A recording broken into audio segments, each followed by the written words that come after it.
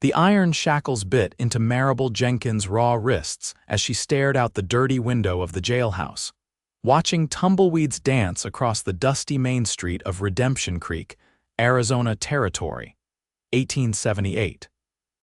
3 months a widow, 2 weeks in chains, and with each passing day, the hope of proving her innocence grew dimmer than the fading desert sunset.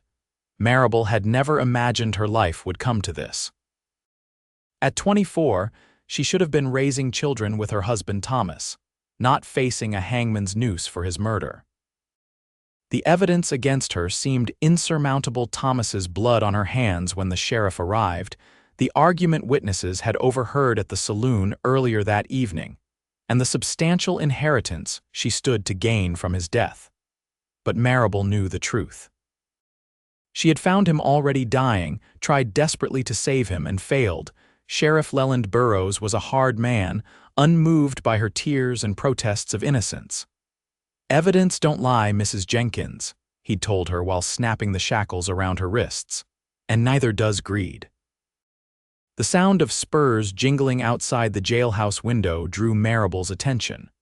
A tall stranger dismounted from a magnificent chestnut stallion, his face obscured by a wide-brimmed hat. Something about his confident stride made her pulse quicken. He paused to survey the town before pushing through the jailhouse door. "Afternoon," the man said to Deputy Wilson, removing his hat to reveal piercing blue eyes and sun-bronzed features. "Name's Vaughn Abernathy, looking for Sheriff Burrows." Deputy Wilson looked up from his dog-eared dime novel. "Sheriff's out on patrol, won't be back till sundown. Something I can help you with, mister?" "Just passing through," Vaughn replied, his gaze drifting to Maribel. For a fleeting moment their eyes met. She saw something unexpected in his, not judgment or disdain, but curiosity and perhaps a flicker of compassion. "That the Jenkins widow?" Vaughn asked quietly. "Yep, killed her husband for his gold claim and money. Trial's in 2 weeks, but it's just a formality. Hanging's already scheduled for the following day." Maribel turned away, unwilling to let them see her tears. The casual way they discussed her impending death sent a shiver down her spine. "Mind if I speak with her?" the deputy frowned. "What business you got with a murderer?" "I knew Thomas Jenkins. Prospected with him near Tucson a few years back." This was a lie. Maribel could tell from the slight hesitation in his voice, but Deputy Wilson seemed convinced. "5 minutes, the deputy said with a shrug, "but I'll be watching." Vaughn approached her cell, crouching down to eye level where she sat on her thin mattress.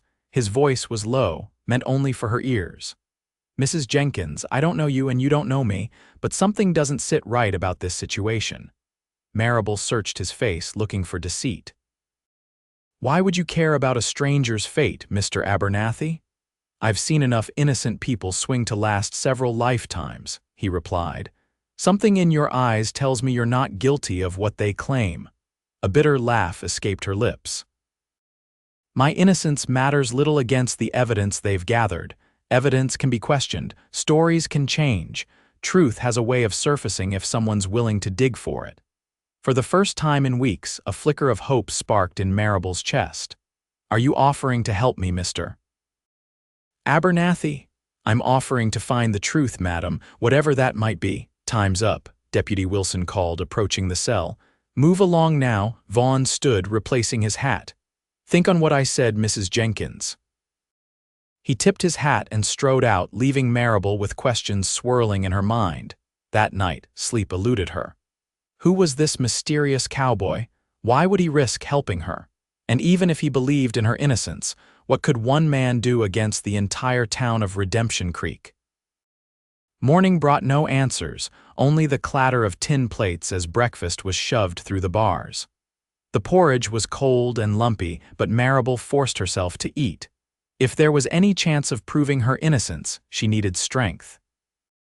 Sheriff Burrows arrived mid-morning, his weathered face set in its usual scowl. "Had a visitor yesterday, I hear." Maribel said nothing. "That fella asking questions all over town about you and Thomas. Claims he's investigating an unrelated matter, but I don't believe it for a second." The sheriff leaned close to the bars. You got someone working for you on the outside, because if you're trying to escape justice, I'll add that to your charges." "I don't know him," Maribel replied truthfully. "He said he knew Thomas from Tucson." "Thomas never prospected in Tucson," Burroughs snapped. "Your visitor's a liar." The revelation didn't surprise Maribel, but it raised more questions about Vaughn Abernathy's motives. "Stay away from him if he returns," Burroughs warned. "He's trouble and you've got enough of that already." For 3 days there was no sign of Vaughn. Maribel began to think he'd moved on, deciding her case was hopeless after all. Then, on the 4th night, as she dozed fitfully, a whisper came from the small window of her cell. "Mrs. Jenkins, wake up." Maribel started, her chains rattling as she moved to the window. Vaughn's face appeared in the moonlight. "I don't have much time," he whispered. "I've been investigating. Your husband's business partner, Oliver Stanton, do you trust him?" Maribel frowned. "Oliver." "He was devastated by Thomas's death. He's been kind to me, even visited me here twice." "That kindness might be guilt. I found something interesting. Thomas recently discovered a rich vein in your claim, one that would have made you both wealthy beyond imagination. He told only 2 people, you and Stanton. How do you know this?" "I spoke with the assayer in Tucson. Thomas had samples tested the week before his death. The results came back the day he died." Maribel's mind raced. "Thomas was so excited when he returned that day. He said he had wonderful news but wanted to wait until dinner to tell me. I never got to hear it." "Stanton's been making arrangements to file a claim on your land the moment you're convicted," Vaughn continued. "He's already talking to Eastern investors." "That doesn't mean he killed Thomas," Maribel protested, though doubt had begun to creep into her voice. "No, but this might the knife that killed your husband was distinctive, with a bone handle carved with a wolf's head. I found it hidden in Stanton's office." Maribel gasped. "That's impossible." "The sheriff has the murder weapon locked in his evidence cabinet. He has a knife, but not necessarily the right one. I need to go, but I'll be back tomorrow night. I have a plan, but I need you to trust me." Before she could respond, he disappeared into the darkness. The next day passed with excruciating slowness. Maribel's mind churned with possibilities. Could Oliver, Thomas's friend and partner for 5 years, really have murdered him for the gold claim? The idea seemed unthinkable, yet a nagging doubt persisted. That evening, Oliver himself came to visit, bringing a basket of food from his wife. He looked thinner than Maribel remembered, his face drawn with what she had interpreted as grief, but now wondered if it might be guilt. "The town's talking about that stranger asking questions," Oliver said, watching her closely. "They say he's trying to help you." Maribel kept her expression neutral. "I don't know anything about that. Maribel, if someone's filling your head with false hope, it's cruel. The evidence." He hesitated. "Sometimes it's better to accept fate than fight against it." "Is that what Thomas did? Accept his fate when you stabbed him?" The words escaped before she could stop them. Oliver's face drained of color. That's absurd," he stammered. "I would never. Thomas was my friend." "And his gold claim, was that your friend too?" Oliver stood abruptly. "I see that stranger has poisoned your mind. I came here out of kindness, Maribel. I won't make that mistake again." He turned to leave, then paused. "Whatever he's planning, it won't work. Sheriff Burroughs is watching him. Your fate is sealed." After he left, Maribel sank to her knees, trembling. Oliver's reaction had confirmed her worst fears. Her husband's killer had been sitting across from her, pretending to be her friend, all while planning to profit from her execution. True to his word, Vaughn returned that night. His plan was dangerous but simple. He would create a distraction at the saloon across the street, drawing the deputies away. Then he would use the keys he'd had duplicated from impressions taken while the sheriff wasn't looking. "Once you're free, we'll ride to the territorial capital," he explained. "I have evidence that should convince the judge to grant you a fair trial away from Redemption Creek's prejudices." "Why are you risking so much for me?" Maribel asked. Vaughn's expression softened. 5 years ago, my sister was accused of a crime she didn't commit. No one would listen to her pleas of innocence. No one stood up for her. I was away fighting Indians for the army, and by the time I returned, his voice broke. I was too late. I swore I'd never stand by again when I saw injustice.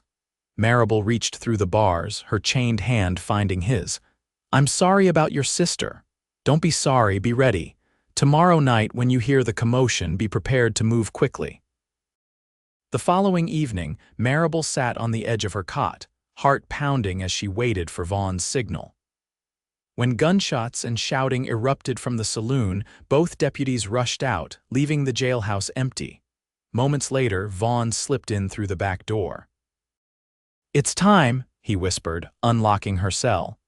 He produced a small key for her shackles, and for the first time in weeks, Maribel's wrists were free.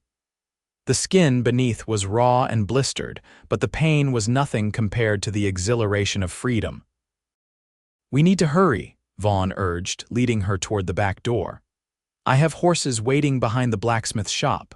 They slipped into the night, staying in shadows as they made their way through town.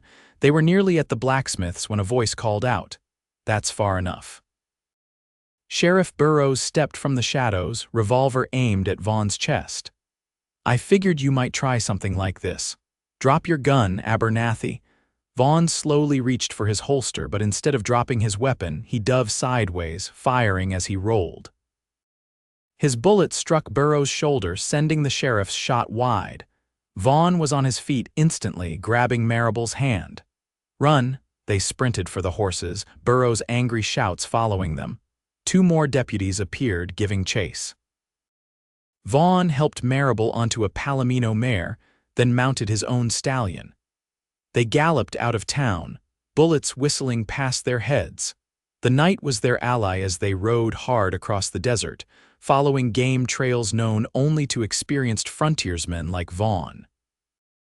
By dawn, they had put significant distance between themselves and Redemption Creek.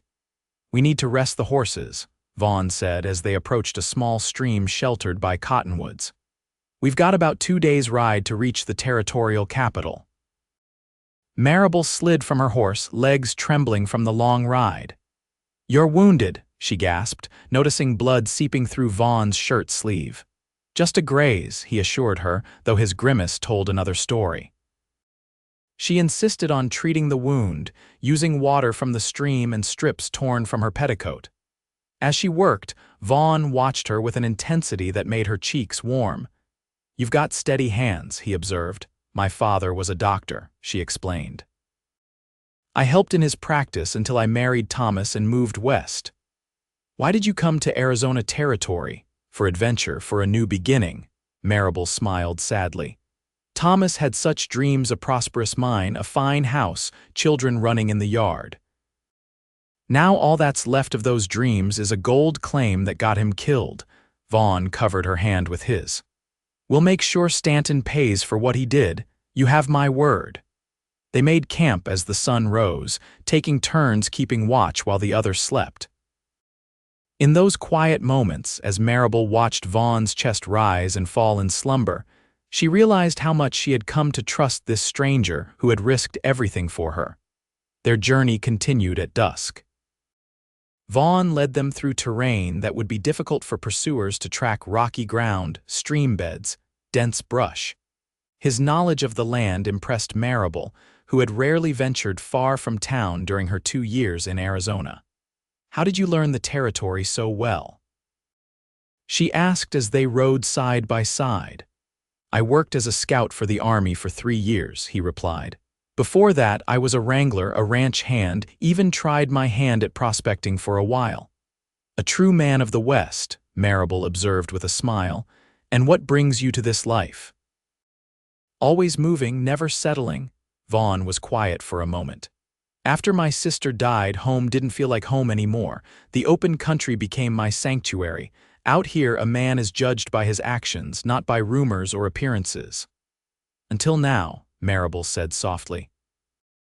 Now you're risking your freedom for a woman you barely know. Some things are worth the risk, Mrs. Jenkins. Their eyes met in the moonlight, and something unspoken passed between them, something that made Maribel's heart race in a way it hadn't since before Thomas's death. Near midnight, they spotted campfires in the distance, a posse from Redemption Creek. They changed direction, heading into rougher terrain. The detour cost them time, but by morning, they had lost their pursuers. They reached a small trading post by the second afternoon. Vaughn purchased supplies while Maribel remained hidden in the nearby woods.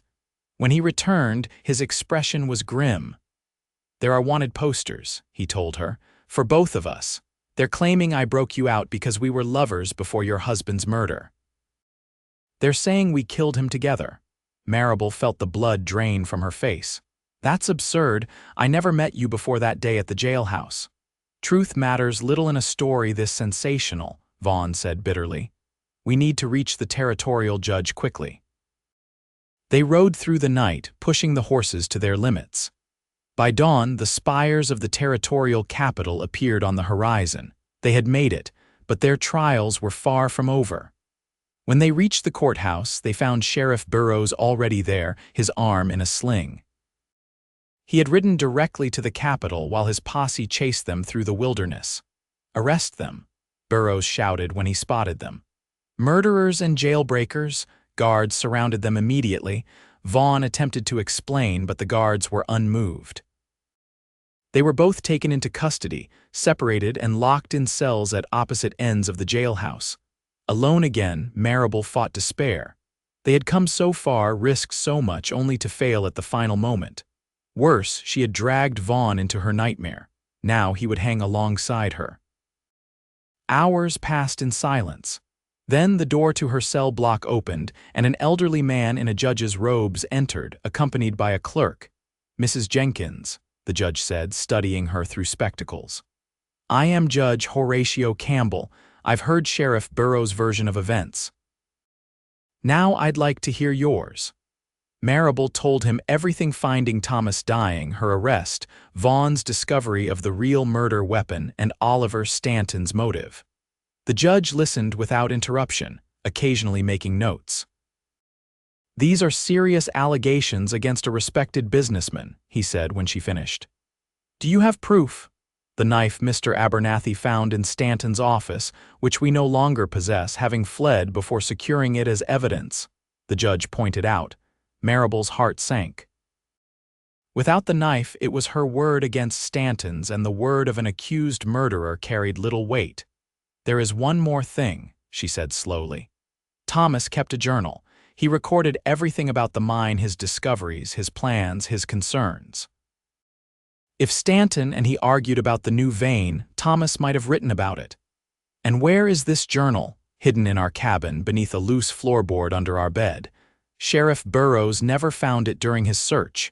Judge Campbell nodded to his clerk. "Send a telegram to the federal marshal in Tucson. Have him search the Jenkins cabin and bring any journal he finds directly to me." Hope flickered in Maribel's chest. "You believe me?" "I believe in due process, Mrs. Jenkins, something that seems to have been lacking in Redemption Creek." The judge rose. "You'll remain in custody until we can verify your claims, but you'll receive a fair hearing, I promise you that." 3 anxious days passed before the marshal returned with Thomas's journal. Maribel was brought to the judge's chambers, where she found Vaughn already seated, looking tired but unharmed. The judge held up the leather-bound book. "We found it exactly where you said, and its contents are illuminating." Thomas's final entries detailed his discovery of the rich vein, and, more importantly, his growing suspicion that Stanton was working against him. The last entry, dated the day of his murder, mentioned a confrontation planned for that evening, confronted Oliver with evidence of his skimming from our profits. He denied everything, but his eyes told the truth. "Meeting him tonight to discuss dissolution of our partnership." Maribel worries, but this must be resolved. "There's more," the judge said.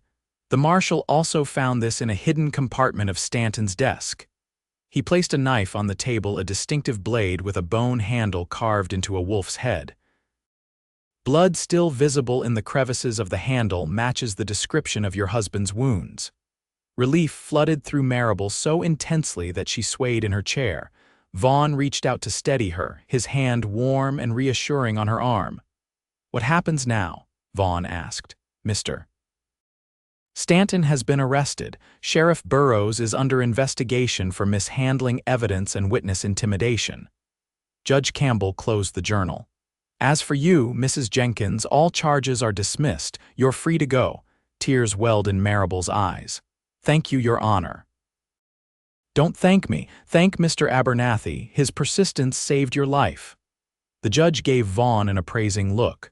Though breaking a prisoner out of jail is still a serious offense, Vaughn straightened. I accept the consequences of my actions, Your Honor. Fortunately for you, those consequences have been mitigated by your role in uncovering the truth. Consider yourself reprimanded. Don't make a habit of jailbreaks, no matter how noble your intentions.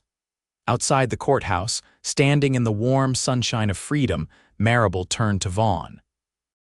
I don't know how to thank you. Seeing justice done is thanks enough, he replied, though something in his eyes suggested otherwise. What will you do now? She asked. Continue on, I suppose. There's always another horizon, he hesitated. And you, will you return to Redemption Creek? Maribel shook her head. There's nothing for me there but painful memories. I'll sell the claim and start fresh somewhere else. Alone, the question hung between them, laden with unspoken possibility. That depends, she said softly. Vaughn took a step closer. On what? On whether a certain cowboy might be heading in the same direction.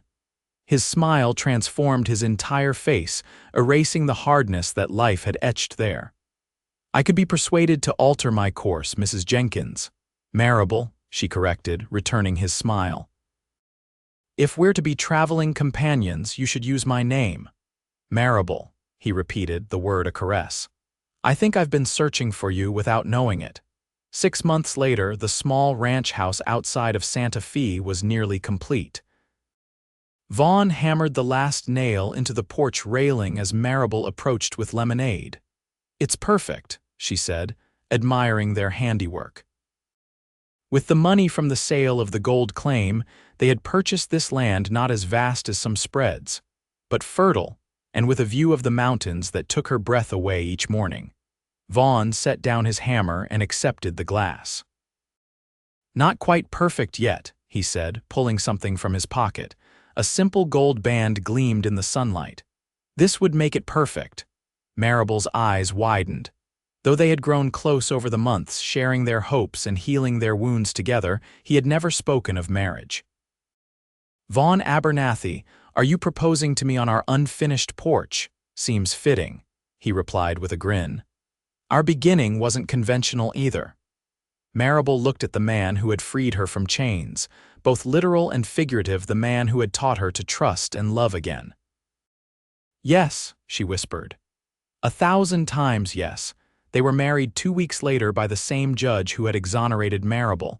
The ceremony was small, but their joy was immense.